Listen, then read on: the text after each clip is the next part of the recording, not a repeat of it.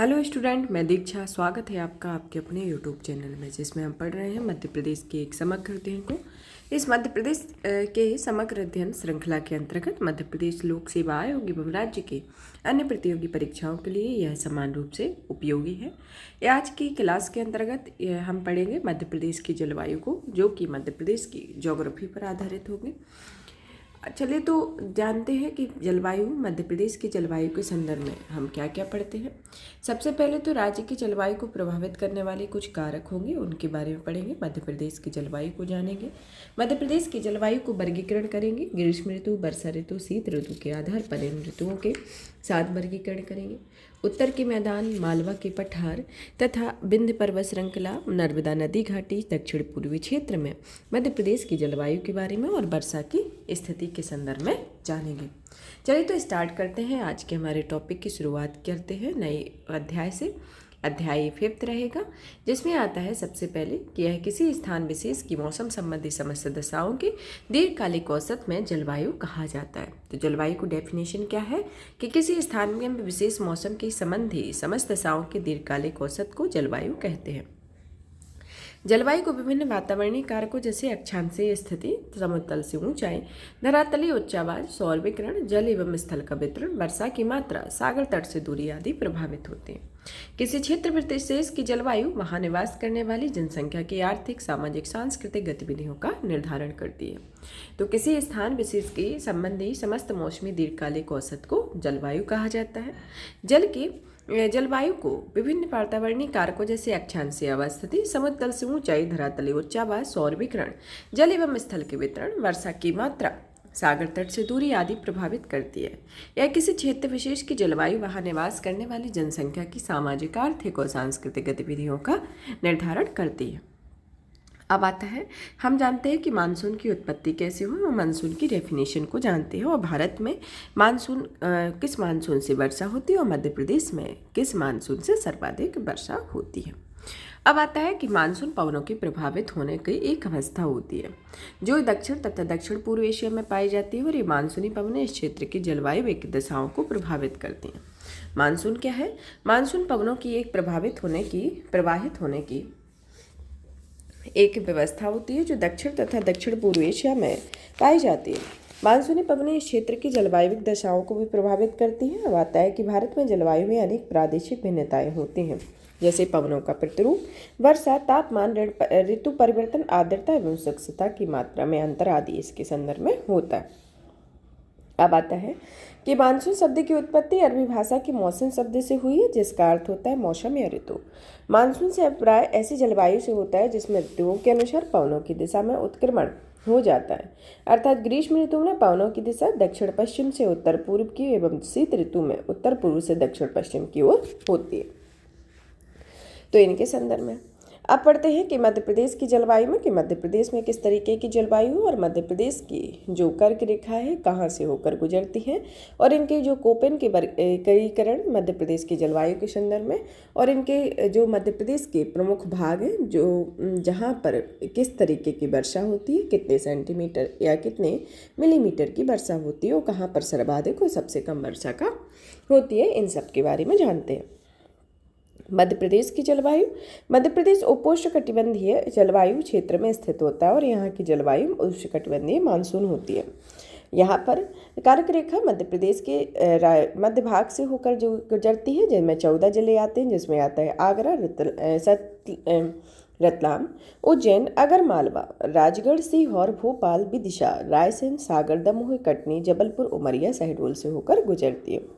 Koppen के वर्गीकरण के अनुसार मध्य प्रदेश को दक्षिण पश्चिम में स्थित झाबुआ, धार, अलीराजपुर, बड़वानी, खरगोन, खंडवा, बुरहानपुर जिलों की जलवायु उष्णकटिबंधीय सवाना, राज्य के अन्य भागों में शुष्क शीत वाली मानसूनी जलवायु कहा जाता है। तो जो कोपेन के द्वारा जो जलवायु का वर्गीकरण किया जाता है, उसे मध्य प्रदेश के संदर्भ में जब देखते हैं तो मध्य प्रदेश के दक्षिण पश्चिम में स्थित जो झाबुआ, धार, अलीराजपुर, बड़वानी, खरगोन, खंडवा तथा बुरहानपुर जिलों की जलवायु उष्णकटिबंधीय सवाना और राज्य के अन्य भागों में शुष्क शीत वाली मानसूनी जलवायु पाई जाती है, इसके संदर्भ में है। अब आता है कि मध्य प्रदेश राज्य को उच्च भूमियों का प्रदेश कहा जाता है क्योंकि इनमें अधिकांश भागों की ऊंचाई समुद्र तल से लगभग 300 मीटर होती है।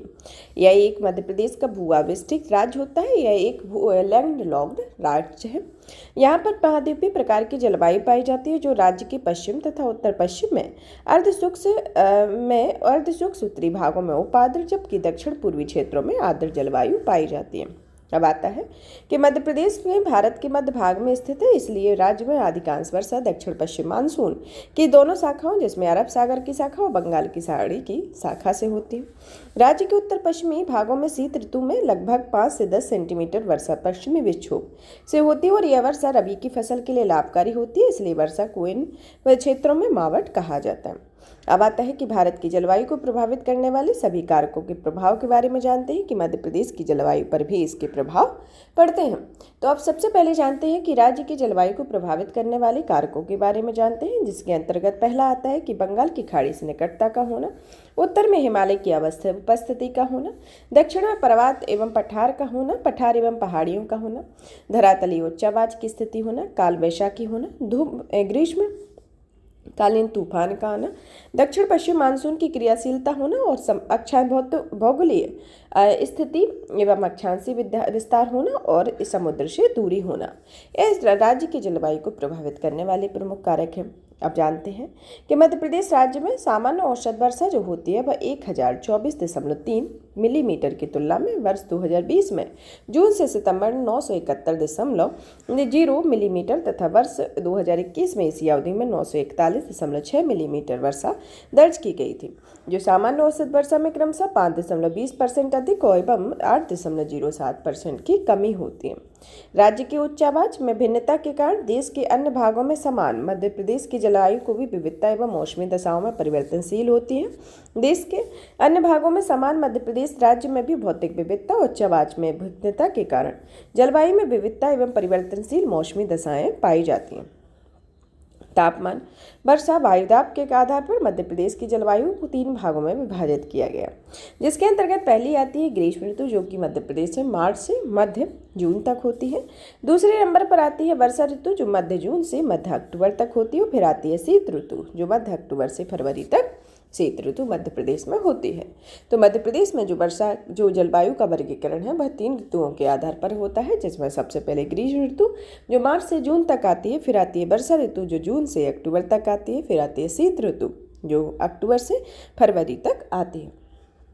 अब आता है सबसे पहले ग्रीष्म ऋतु के बारे में जानते हैं कि मध्य प्रदेश में ग्रीष्म ऋतु का प्रभाव मार्च से मध्य जून तक रहता है। इस अवधि में सूर्य की स्थिति उत्तरायण होने में तापमान में वृद्धि होने लगती है तथा वायुदाब कम होने लगता है, जिसके परिणाम स्वरूप मई माह के अंत तक राज्य के लगभग सभी भागों में भीषण गर्मी पड़ने लगती है।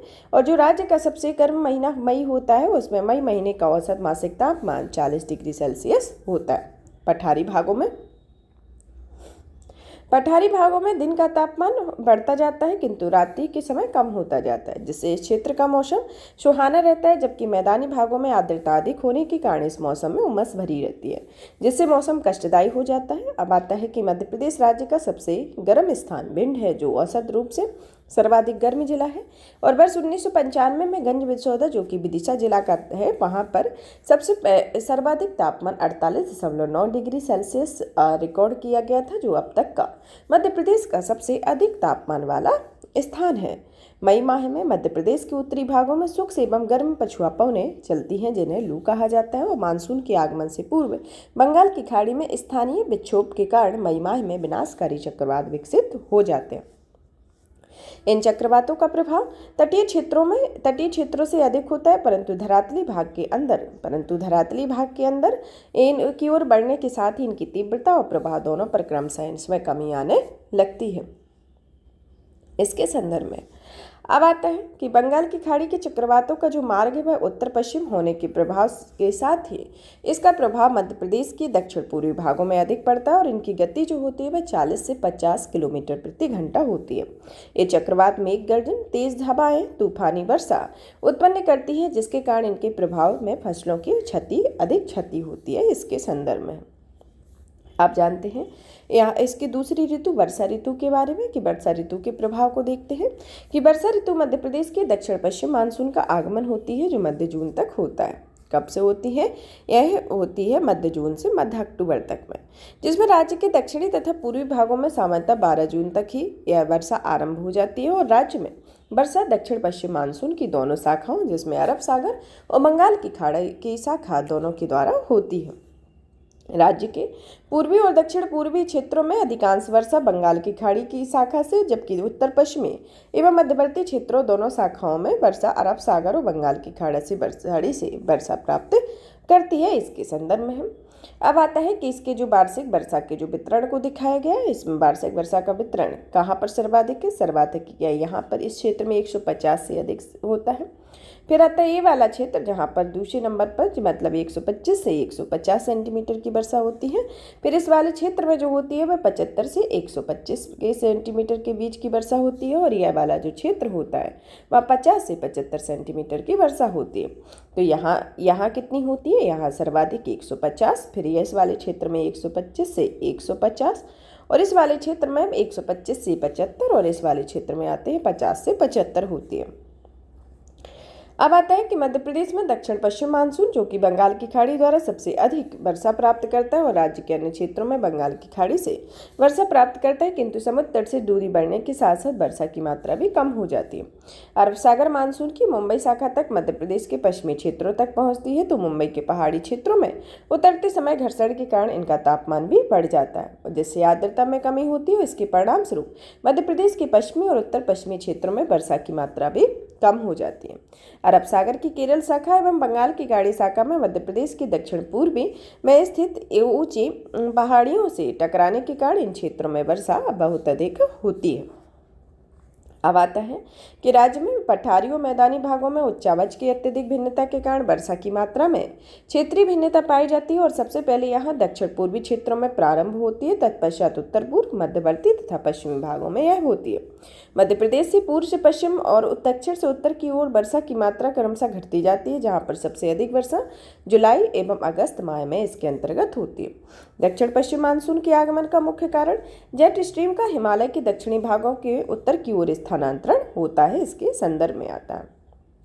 अब आता है कि मध्य प्रदेश में वर्षा के वितरण को जानते हैं कि मध्य प्रदेश में वर्षा का वितरण किन किन राज्यों में है, किन किन डिस्ट्रिक्ट में किया गया है। कि राज्य में बैतूल, छिंदवाड़ा, सिवनी, औसत, बालाघाट, मंडला, ढिंडोरी, अनूपपुर जिलों में वार्षिक वर्षा 125 से 150 होती है, जैसा कि अभी मैप में देखा गया है। फिर आता है राज्य का जो मध्यवर्ती क्षेत्र होता है, मध्यवर्ती तथा उत्तर पूर्वी भागों में भोपाल, रायसेन, विदिशा, सागर, सीधी, दमोह जिलों में औसत वर्षा 75 से 100 सेंटीमीटर के मध्य होती है। फिर आता है राज्य के जो उत्तर पश्चिम मानसून होता है, उत्तर पश्चिम में स्थित दतिया, शिवपुरी, भिंड, मुरैना, इंदौर, उज्जैन, रतलाम, शाजापुर, अलीराजपुर, सीहोर आदि जिलों में औसत वार्षिक वर्षा 75 सेंटीमीटर से कम होती है। अब आता है मानसून के आगमन के संदर्भ में जाने कि मानसून के आगमन में देखते हैं कि मई माह में उत्तर पश्चिम में भारत के मरुस्थलीय क्षेत्रों का तापमान अधिक तेजी से बढ़ने के कारण वहां निम्न वायुदाब का क्षेत्र विकसित होने लगता है तथा जून के प्रारंभ से ही यह भिन्न वायुदाब क्षेत्र इतना शक्तिशाली हो जाता है कि वह हिंद महासागर से आने वाले दक्षिणी गोलार्ध में के व्यापारिक पवनों को आकर्षित कर लेता है। दक्षिणी पूर्वी व्यापारिक पवनें विषुवत रेखा को पार करके अरब सागर और बंगाल की खाड़ी में प्रवेश कर जाती हैं, जहां से भारत के ऊपर विद्यमान वायु परिसंचरण तंत्र में भी मिल जाती है। भूमध्य रेखीय गर्म समुद्री धाराओं के ऊपर से प्रवाहित होने के कारण पवनें अपने साथ पर्याप्त मात्रा में आर्द्रता लाती हैं। भूमध्य रेखा को पार करने के पश्चात इनकी दिशा दक्षिण पश्चिमी हो जाती है और इसी कारण दक्षिण पश्चिम मानसून इन्हें कहा जाता है। दक्षिण पश्चिम मानसून में वर्षा का आरंभ अचानक तीव्र मेघ गर्जन, विद्युत चमक के साथ होता है, जिसे मानसून का प्रस्फोट कहा जाता है। अब आता है कि दक्षिण पश्चिम मानसून का जो प्रभाव होता है मध्य प्रदेश में मध्य अक्टूबर तक रहता है, इसलिए राज्य में मध्य जून से मध्य अक्टूबर तक का काल वर्षा ऋतु और दक्षिण पश्चिम का काल जो होता है वह मानसून का काल कहलाता है। जुलाई में मध्य प्रदेश में का औसत तापमान 30 डिग्री सेल्सियस रहता है, जिसके कारण यहाँ निम्न वायुदाब का क्षेत्र की उत्पत्ति की स्थिति होती है। पर इसके परिणामस्वरूप बंगाल की खाड़ी में आने वाले चक्रवात और तूफानों का निरंतर आगमन होने लगता है और मध्य प्रदेश में दक्षिण पश्चिम मानसून से लगभग 85% तक वर्षा होती है, जो 15 अक्टूबर के बाद से दक्षिण पश्चिम मानसून लौटने के लगता है, जिसे मानसून का निवर्तन कहा जाता है। मध्य प्रदेश में सबसे अधिक वर्षा जो होती है वह पचमढ़ी होशंगाबाद में होती है, जो कि 215 सेंटीमीटर होती है, और जिसमें सबसे कम वर्षा गोहद भिंड में होती है, जो 55 सेंटीमीटर की होती है। अब आता है, अब जानते हैं इसकी तीसरी ऋतु शीत ऋतु के बारे में। शीत ऋतु जो होती है वह मध्य अक्टूबर से फरवरी तक का इसका एक टेन्योर होता है। इसमें मध्य अक्टूबर में लौटने के पश्चात वायु में आर्द्रता बनी रहती है, जिसमें सबसे अधिक ठंड दिसंबर से जनवरी तक के मध्य होती है। और शीत ऋतु के प्रारंभिक लक्षण स्वच्छ आकाश, मंद पवन, हल्की ठंड, धूप आदि इसके संदर्भ में होती है। राज्य में पठारी भागों और उच्च भूमियों की अधिकता के कारण पठारी क्षेत्रों में अधिक ठंड और मैदानी क्षेत्रों में अपेक्षाकृत कम ठंड पड़ती है। शीत ऋतु में वर्षा बंगाल की खाड़ी में नवंबर के अंतिम सप्ताह में फरवरी के मध्य में तूफानी मौसमी दशाएं विकसित होती हैं, जिसमें राज्य के दक्षिण पूर्व में कुछ मात्रा में वर्षा होती है, जिसके परिणाम स्वरूप आकाश में वर्षा बादल छाए रहते हैं एवं वर्षा के कारण दिन का तापमान कम हो जाता है और ठंड अधिक बढ़ती है। मध्य प्रदेश में शीत ऋतु में लगभग 10% वर्षा होती है और इस ऋतु में औसत तापमान 22 डिग्री सेल्सियस तक रहता है, जबकि जनवरी माह में औसत तापमान 10 डिग्री सेल्सियस तक रहता है। अब आता है कि मध्य प्रदेश राज्य में 21 डिग्री सेल्सियस की समताप रेखा राज्य को उत्तरी तथा दक्षिणी दो भागों में विभाजित करती है, जिसमें उत्तरी भाग का जो तापमान होता है वह अधिक होता है, जबकि दक्षिणी भाग का तापमान कम होता है। इसके संदर्भ में आता है। अब आता है कि मध्य प्रदेश में सबसे अधिक जो ठंड होती है वह जनवरी माह में पड़ती है और सबसे अधिक ठंडा जो स्थान है इसके अंतर्गत शिवपुरी एवं मुरैना आता है। यहाँ जनवरी माह में न्यूनतम तापमान 20 से 4 डिग्री सेल्सियस तक पहुँच जाता है। अब आता है कि मध्य प्रदेश की जलवायु के आधार पर इसको विभिन्न क्षेत्रों में विभाजित किया गया, जिसमें आता है उत्तर का मैदान, फिर आता है मालवा का पठार, फिर आता है विंध्य पर्वतीय क्षेत्र, फिर आता है नर्मदा सोन घाटी एवं दक्षिण पूर्वी क्षेत्र आते हैं। तो एक एक करके इन सबके बारे में जानते हैं कि मध्य प्रदेश में किन क्षेत्र में सर्वाधिक और सबसे कम वर्षा होती है। सबसे पहले पढ़ते हैं उत्तर के मैदान के बारे में, नॉर्थर्न प्लेन के बारे में। उत्तर के मैदान के भागों को राज्य के निम्न जिले नीमच, अशोकनगर, भिंड, दतिया, मुरैना, जबलपुर, छपन्ना, सतना के उत्तरी भागों में आते हैं। यहाँ पर ग्रीष्म ऋतु में गर्मी, शीत ऋतु में ठंड अधिक पड़ती है और इस क्षेत्र में औसत वार्षिक वर्षा लगभग 75 सेंटीमीटर होती है, जबकि जनवरी माह में का तापमान औसत तापमान लगभग 10 डिग्री सेल्सियस और मई माह का तापमान 42 डिग्री सेल्सियस इसमें औसत तापमान को आकलित किया जाता है। अब आता है कि इसके संदर्भ में कि इस क्षेत्र में बंगाल की खाड़ी और अरब सागर की दोनों शाखाओं से वर्षा प्राप्त होती है और जिसमें राज्य के उत्तरी भागों की समुद्र तट से दूरी अधिक होने के कारण मानसून की दोनों शाखाओं में घर्षण होने से तापमान में वृद्धि होती है, जिससे आर्द्रता और वर्षा भी कम होती है। उत्तर के मैदानी क्षेत्रों में पश्चिम में 75 सेंटीमीटर से कम और पूर्वी क्षेत्रों में 100 सेंटीमीटर से भी कम वर्षा होती है, किंतु जिस वर्ष दक्षिण पश्चिम मानसून का मानसून कमजोर होता है एल नीनो के प्रभाव के कारण, तो इन क्षेत्रों में सूखे की स्थिति उत्पन्न हो जाती है, जिससे सामान्य जीवन भी अस्त व्यस्त हो जाता है। तो उत्तर के मैदान के संदर्भ में है। अब आता है इसका मालवा के पठार के बारे में कि यहाँ पर शुष्क महाद्वीपीय जलवायु पर के लक्षण पाए जाते हैं, जो कि समशीतोष्ण जलवायु पाई जाती है। इस क्षेत्र में अधिकांश वर्षा अरब सागर की मुंबई शाखा द्वारा प्राप्त होती है और मुंबई के उत्तर में स्थित पहाड़ियाँ एवं गुजरात के दक्षिणी भागों में वर्षा होती है। इसके संदर्भ में आता है। फिर आता है कि जब से मानसूनी पवनें ऊंचाई से नीचे की ओर आती हैं और आगे बढ़ती हैं तो इनका तापमान भी बढ़ जाता है और इनकी आर्द्रता कम हो जाती है, जिसके परिणाम स्वरूप मध्य प्रदेश की पश्चिम और उत्तर पश्चिमी क्षेत्रों में वर्षा की मात्रा 50 से 25 सेंटीमीटर तक होती है। मालवा के पठार के पूर्वी भागों में बंगाल की खाड़ी की शाखा तथा पश्चिमी भागों में कम वर्षा होती है। इस क्षेत्र में तापमान 42 डिग्री सेल्सियस तथा शीत ऋतु में तापमान 20 डिग्री सेल्सियस तक रहता है। दक्षिण पश्चिम मानसून की अरब सागर की शाखाओं को 3 भागों में विभाजित किया जाता है, जिसमें पहली भाग विभाजित किया जाता है इसके पश्चिमी घाट को, दूसरा उत्तरी भाग मुंबई के उत्तरी भागों में, और तीसरा आता है सौराष्ट्र प्रायद्वीप के संदर्भ में। तो इसका जो पहला भाग आता है पश्चिमी घाट में यह केरल और कर्नाटक में प्रवाहित होने वाली केरल की शाखा होती है और दूसरा आता है मुंबई के उत्तरी भागों में मध्य प्रदेश के पश्चिमी भागों की ओर प्रवाहित होने वाली मुंबई शाखा। फिर तीसरे नंबर पर आता है सौराष्ट्र प्रायद्वीप और कच्ची की खाड़ी से टकराकर अरावली पर्वत के समानांतर प्रभावित होने वाली गुजरात की शाखा इसके अंतर्गत आती है। अब आता है हमारा नेक्स्ट जो जलवायु को प्रभावित करने वाला क्षेत्र आता है विंध्य पर्वतीय क्षेत्र के बारे में। विंध्य पर्वतीय क्षेत्र की औसत वार्षिक वर्षा 50 सेंटीमीटर से 100 सेंटीमीटर के बीच होती है। इस क्षेत्र में ग्रीष्म ऋतु का तापमान 42 से 45 सेल्सियस एवं जनवरी माह का औसत तापमान 4 डिग्री सेल्सियस तक रहता है, जिससे शीत ऋतु में ठंड एवं ग्रीष्म ऋतु में अधिक ठंडी गर्मी पड़ती है। इस पर्वतीय क्षेत्र में अरब सागर एवं बंगाल की खाड़ी दोनों शाखाओं द्वारा वर्षा होती है और इस क्षेत्र में पश्चिमी भागों की तुलना में पूर्वी क्षेत्रों में अधिक वर्षा होती है, क्योंकि पूर्वी भागों में चक्रवाती वर्षा का प्रभाव पड़ता है।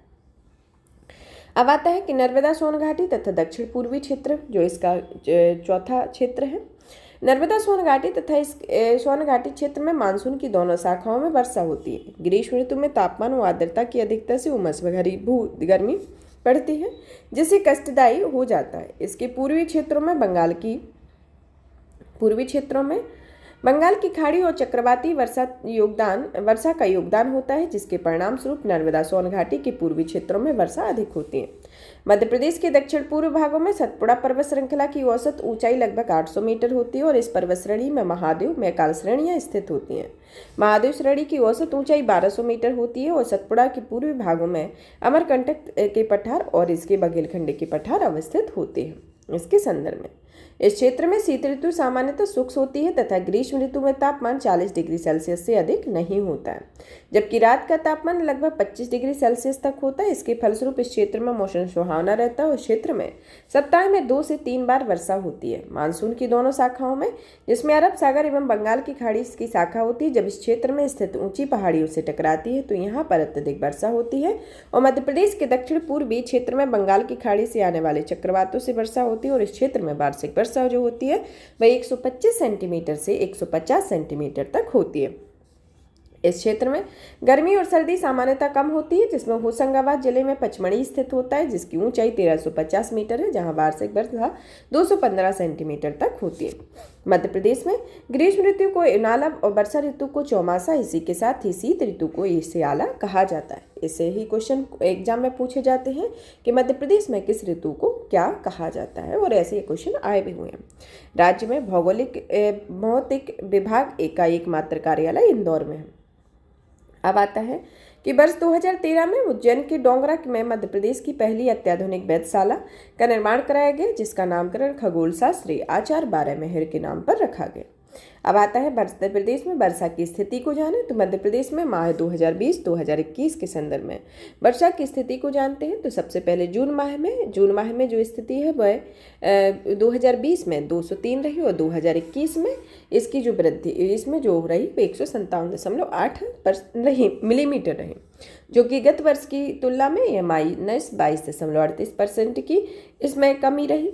फिर आता है जुलाई में 386.6 2020 में थी, फिर 426.7 2021 में रही। तो इसमें जो वृद्धि रही कमी रही 12.11 की।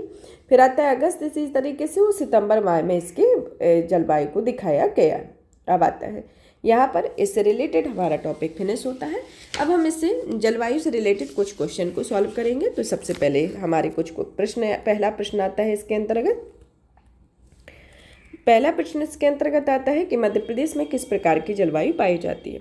ऑप्शन ए आता है शुष्क जलवायु, दूसरा आता है गर्म और शुष्क जलवायु, तीसरा आता है उष्णकटिबंधीय जलवायु और चौथा आता है ठंडी जलवायु। तो इसमें आपका जो उत्तर होगा उसमें आएगा उत्तर ऑप्शन सी, उष्णकटिबंधीय जलवायु मध्य प्रदेश में जलवायु पाई जाती है। अब आता है कि प्रदेश में सर्वाधिक दैनिक तापमान, जिसमें 43.1 डिग्री सेल्सियस से 28.6 डिग्री सेल्सियस कहाँ दर्ज किया जाता है। Option A Gwalior, option B Bhind, option C Bhopal, option D Morena. तो इसके अंतर्गत आपका जो उत्तर होगा ऑप्शन ए आएगा, जिसमें सर्वाधिक तापमान कहाँ दर्ज, दैनिक तापमान दर्ज ग्वालियर में दर्ज किया जाता है। अब हमारा नेक्स्ट क्वेश्चन आता है कि वर्ष 1995 में अधिकतम तापमान 48.9 डिग्री सेल्सियस किस जिले में दर्ज किया गया था। Option A Morena, option B Ganj Basoda, option C Gwalior, option D Bhind में। तो इसके साथ ही आपका जो उत्तर होगा ऑप्शन बी होगा कि गंज बसोदा में अधिकतम तापमान को दर्ज किया गया।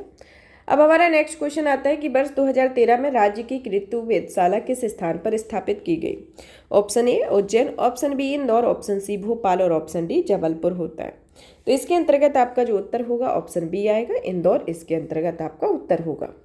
अब क्वेश्चन आता है कि वर्ष 2021 में जून से सितंबर तक प्रदेश में औसत वार्षिक वर्षा कितनी दर्ज की गई है। ए 903 मिलीमीटर और ऑप्शन बी आता है 941.6 मिलीमीटर, ऑप्शन सी आता है 1023 मिलीमीटर, ऑप्शन डी आता है 1210 मिलीमीटर।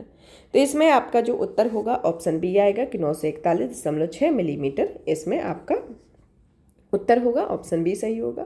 अब आता है क्वेश्चन कि मध्य प्रदेश में सबसे कम वर्षा किस जिले में होती है।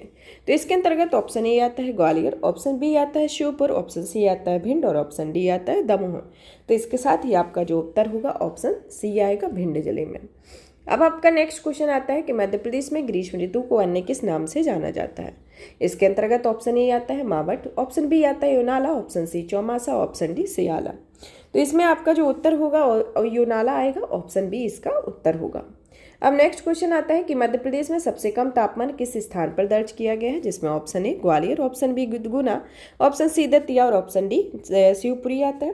तो इसमें आपका जो उत्तर होगा ऑप्शन डी शिवपुरी आता है। अब हमारा क्वेश्चन आता है 9 नंबर का कि विंध्य पर्वतीय क्षेत्र में औसत वार्षिक वर्षा होती है। ऑप्शन ए 100 से 106 सेंटीमीटर, ऑप्शन बी आता है 50 से 100 सेंटीमीटर, ऑप्शन सी आता है 210 से 216 सेंटीमीटर, ऑप्शन डी आता है 310 से 316 सेंटीमीटर। तो इसमें आपको इसका उत्तर देना है कि इसमें आपका उत्तर कौन सा होगा। इसमें आपका उत्तर होगा ऑप्शन बी जो 50 से 100 सेंटीमीटर तक होगा। अब हमारा 10वें नंबर का क्वेश्चन आता है कि मध्य प्रदेश का औसत तापमान शीत ऋतु में कितना दर्ज किया गया। Option A 22 degree Celsius, option B 23 degree Celsius, option C 24 degree Celsius, option D आता है 25 डिग्री सेल्सियस। तो इसमें आपका जो उत्तर है ऑप्शन बी आएगा कि इसमें 23 डिग्री सेल्सियस तापमान दर्ज किया गया है। अब आता है हमारा क्वेश्चन कि मध्य प्रदेश में सर्वाधिक वर्षा किस क्षेत्र में होती है। ऑप्शन ए नर्मदा घाटी क्षेत्र, ऑप्शन बी बुंदेलखंड क्षेत्र, ऑप्शन सी बघेलखंड क्षेत्र, ऑप्शन डी आता है मालवा का क्षेत्र। तो इसमें आपको अपना उत्तर बताना है। तो इसमें आपका जो उत्तर होगा सर्वाधिक वर्षा नर्मदा सोन घाटी क्षेत्र में दर्ज की जाती है। तो इसके साथ ही आपका उत्तर होगा ऑप्शन ए आएगा। अब हमारा नेक्स्ट क्वेश्चन आता है कि मध्य प्रदेश को कितने जलवायु प्रदेशों में विभाजित किया गया। Option A 3, option B 4, option C 5 और ऑप्शन डी आता है 6। तो इसमें आपका जो उत्तर होगा ऑप्शन बी आएगा कि इसमें 4 जलवायु क्षेत्रों में विभाजित किया गया। अब हमारा नेक्स्ट क्वेश्चन है कि मध्य प्रदेश में मानसून का आगमन किस माह में होता है। ऑप्शन ए मई, ऑप्शन बी जून, ऑप्शन सी जुलाई, ऑप्शन डी अगस्त। तो इसका आपका जो उत्तर होगा ऑप्शन बी आएगा, यहाँ पर जून आपका उत्तर आएगा। अब क्वेश्चन आता है कि मध्य प्रदेश में राज्य के ग्रीष्म ऋतु का समयकाल क्या है, जिसमें ऑप्शन ए आता है अप्रैल से जुलाई, दूसरा आता है फरवरी से मई, तीसरा आता है मई से सितंबर, चौथा आता है मार्च से जून। तो इसमें जो 14वें नंबर का है, इसमें 14 नंबर का जो है उसका जो उत्तर होगा मार्च से जून आएगा, जिसके साथ ही ऑप्शन डी सही होगा। अब 15 नंबर का क्वेश्चन आता है कि मालवा के पठार में किस प्रकार की जलवायु पाई जाती है। इसके अंतर्गत आपका ऑप्शन ए आता है उष्णकटिबंधीय जलवायु, ऑप्शन बी आता है शुष्क जलवायु, ऑप्शन सी आता है मानसूनी जलवायु और ऑप्शन डी आता है समशीतोष्ण जलवायु।